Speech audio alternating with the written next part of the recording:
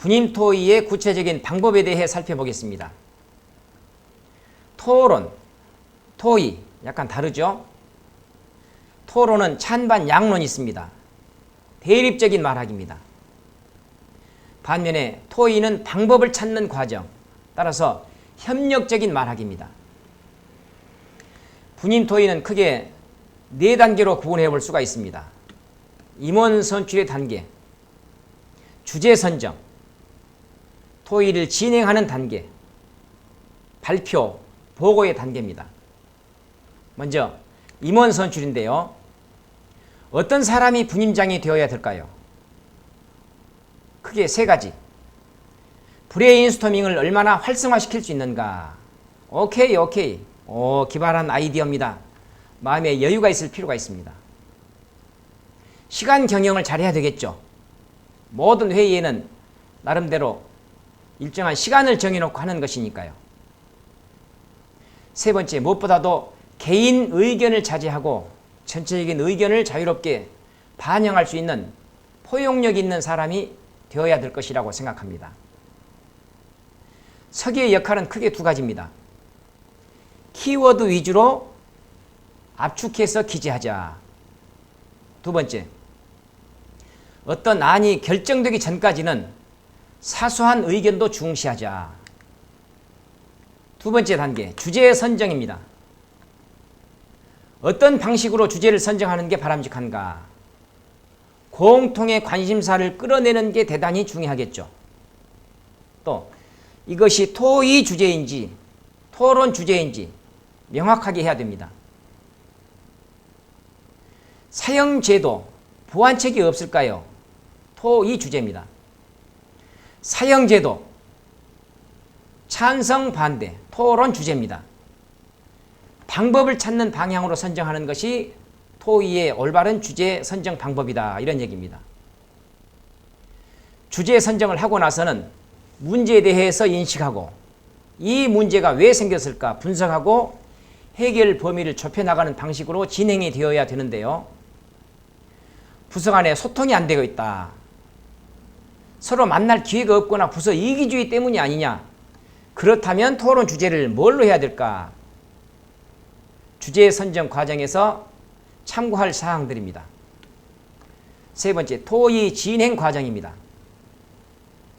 첫 번째는 많은 생각들이 나올 수 있도록 확산 사고를 활성화시킬 필요가 있습니다.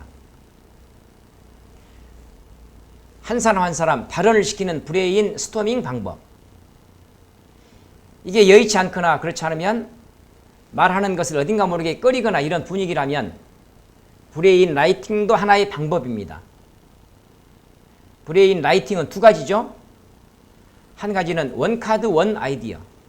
하나의 종이에 하나의 자기 생각을 적어서 계속 내는 겁니다.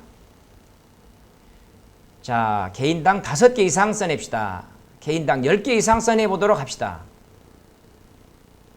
이렇게 분위기를 잡는 게 필요하겠죠. 2번째는 아예 시트지를 마련하는 겁니다.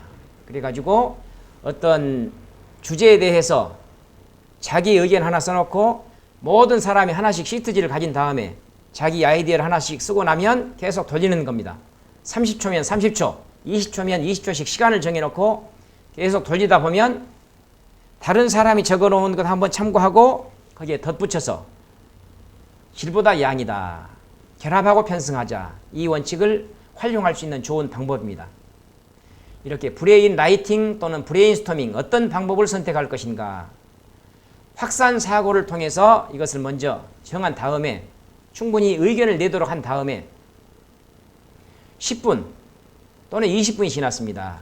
미리 정해놓은 시간이 지나고 나면 지금부터는 수렴을 합시다 해서 비슷한 의견끼리 묻고 아예 실현 가능성이 없는 것은 빼고 이렇게 소주제별로 모으는 거죠. 이때 하나의 카드가 또는 하나의 안이 하나의 소주제도 될 수 있다. 이것도 간과해서는 안 될 겁니다. 이렇게 해서 전체적으로 3가지 안 정도로 수렴을 합니다. 이때 실현성 또 수용성에 초점을 맞출 필요가 있죠.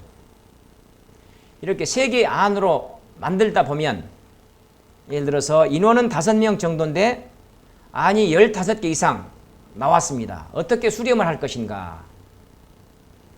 다수결을 하되 바람직한 투표 방법이 있습니다. 한 사람당 5개 정도의 투표권을 갖는 겁니다. 예를 들어서 15개의 안을 3개로 압축시켜야 된다. 이럴 때입니다.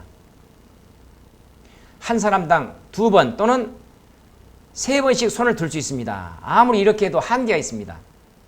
더 좋은 방법이 있는데요. 자, 1번, 2번, 3번, 4번, 15번까지 나열한 다음에 각자 1번 안에 대해서 완전 찬성. 자, 하나, 둘, 셋 하면은 손가락을 펴도록 하는 겁니다.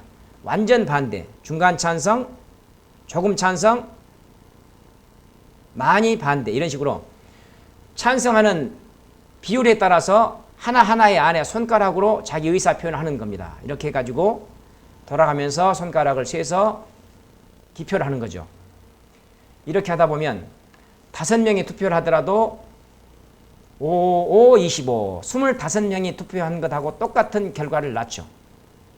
이렇게 해서 결론 도출을 한 다음에 합리적 해결 방안을 간결하게 기술할 수 있겠죠.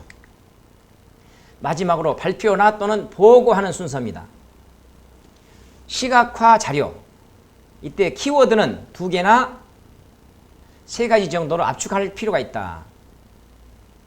핵심 요약은 무엇을 어떻게 합니다. 한눈에 파악할 수 있도록 어떤 주제를 어떻게 하기로 우리 분임에서는 의견이 모아졌습니다. 이런 얘기죠. 되게 시각화 자료를 앞에 비치한 상태에서 프레젠테이션 하다 보면 보고 읽기에 급급한 경우가 있습니다. 근데 사람의 시선은 읽는 속도는 말의 속도보다 3배 이상 앞질러 가기 때문에 하나하나 읽어서는 지루함만 가중시킬 뿐이죠.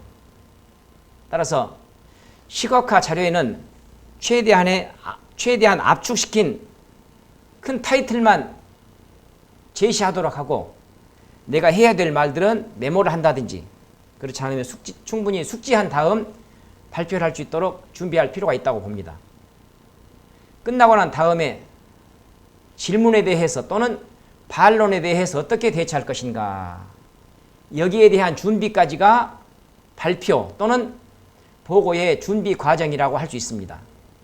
따라서 어느 정도 준비가 되면 혼자 머릿속으로 생각할 것이 아니라 앞에 나와서 단 2분 동안만이라도 분임원들 앞에서 시범을 보이면서 거기에 대해서 나올 수 있는 주제 또는 나올 수 있는 반론, 질문 미리 다뤄볼 필요가 있겠죠.